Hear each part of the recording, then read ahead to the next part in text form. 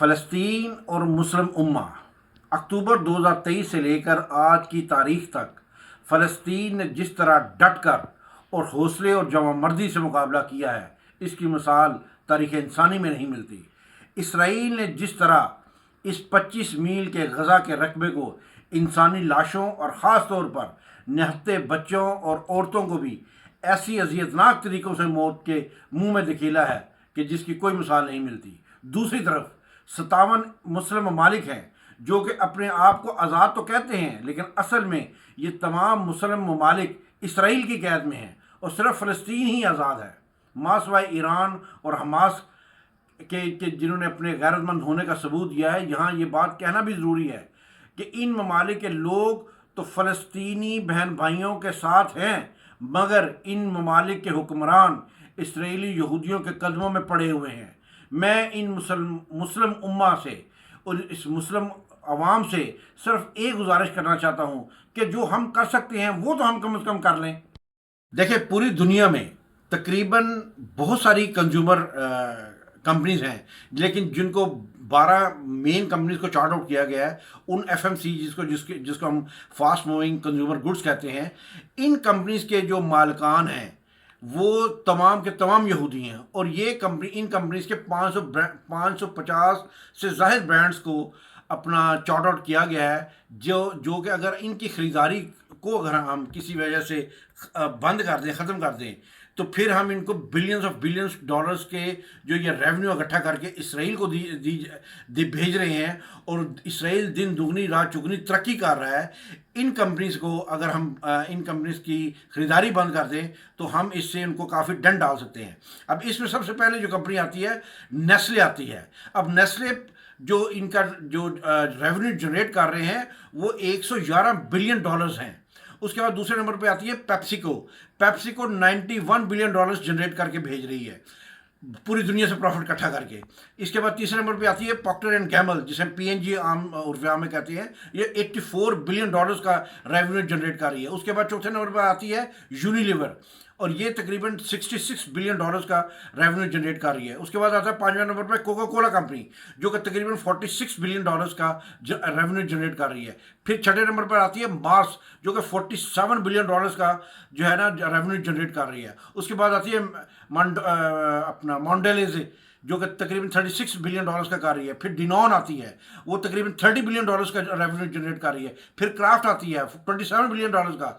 फिर 10वें नंबर पर एसोसिएटेड ब्रिटिश फूड आती है, जो कि 24 बिलियन डॉलर्स का रेवेन्यू जनरेट कर रही है। उसके बाद 11वें नंबर पर आता है जनरल मिल्स, जो कि 20 मिलियन डॉलर्स का अपना रेवेन्यू जनरेट कर रही है। 12वें नंबर पर आती है CP, जिसे हम अपना कोलगेट एंड पाल्मोलिव कहते हैं। ये 90 बिलियन डॉलर्स का रेवेन्यू जनरेट करके ये तमाम बड़ी बड़ी कंपनियां चार्ट आउट की गई हैं, ये सारे का सारा अपने यहूदी मालिकान को भेजें, जो कि इसराइल की इसराइल में इसको सारा रेवेन्यू इनका जनरेट हो रहा है।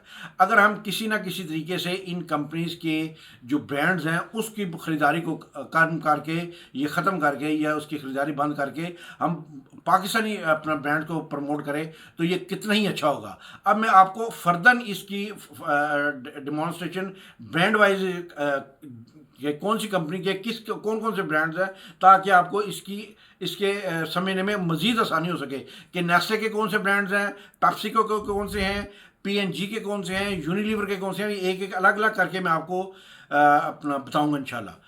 सबसे पहले आते हैं नेस्ले के ब्रांड्स पर। नेस्ले में आता है Nescafe, Milo, Nespresso, Cheerios, Tidy Cats, Nesquik, Felix, Boost, Vital, Nestle water का Pure Life, Bakers, Kit Kat, ये नेस्ले के ब्रांड्स हैं। उसके बाद आते हैं पेप्सिको पे। पेप्सिको में आते हैं Pepsi, Mountain Dew, Mirinda, Lays, Cheetos, Bare, Bubly, Cap'n Crunch, Dole, Near East, KeVita, Lipton, Health Warrior, Muscle Milk. इसके बाद आता है ये Procter and Gamble. Procter and Gamble में Gillette, Old Spice, Pamper, Always, Secret, Chairman, Tampax, Boss, Lacoste, Pantene, Head and Shoulder, उसके बाद Oral B, Crest, Scope, Fixodent, Duracell, Pepto, Vicks, Dawn, Tide, Bounce, Gain, Joy, Ivory, Bounty, Comet, Puffs, Cipher and dash, और उसके dash के बाद Pantene. अच्छा जी, उसके बाद आते हैं हम यूनिलीवर पर। इनकी है Walls, Dove, Lux, Clear, Comfort, Rexona, Ponds, Axe, Vim, Closeup, Pepsodent, Sunsilk, Trust Me, Cornetto, Lifebuoy, Sunlight, Slim Fast, Vaseline, Horlicks, Knorr, Skippy, Imperial and Magnum. उसके बाद आते हैं कोको कोला पर। Coca Cola, Sprite, Fanta, Fairlife, Dasani, Aquafina, Ades, Body Armor, Vitamin Water, Costa, rich.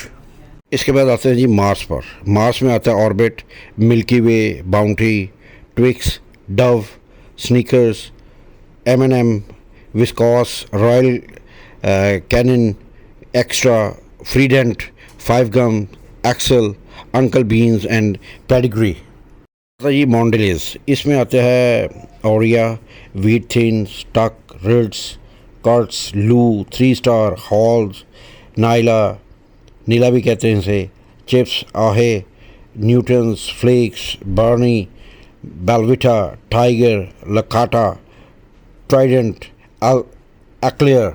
के बाद आता है जी डेनॉन। डेनॉन में Danimals, Two Goods, Happy Family, Oikos, Horizon Organic, Light Fit, Delight and Silk. के बाद number आता है जी क्राफ्ट हाइंस, जिसमें आता है Kraft Singles, Cool, 8, Bakers, Lunchables, Planters, Anything, Jello, Maxwell House, Deli Fresh, Polly O, Velveeta, Breakstones, Crystal Light, Cool Whip. बाद आता है नंबर ABF। ABF कहते हैं एसोसिएटेड ब्रिटिश फूड को, जिसमें आ जाता है Kingsmill, Jordans, Mazzetti, Ryvita, Ovaltine, Allinsons, Speedibake, Dorset Cereals, Twinings, Lucky Boat, Silver Spoon, High Five, Reflex and Pataks. उसके बाद 11वें नंबर पे आता है जर्नल मेल। इसमें लेबरेट आ जाता है, चिनॉस आ जाता है, चेक्स आ जाता है, फाइबर एंड गोल्डन।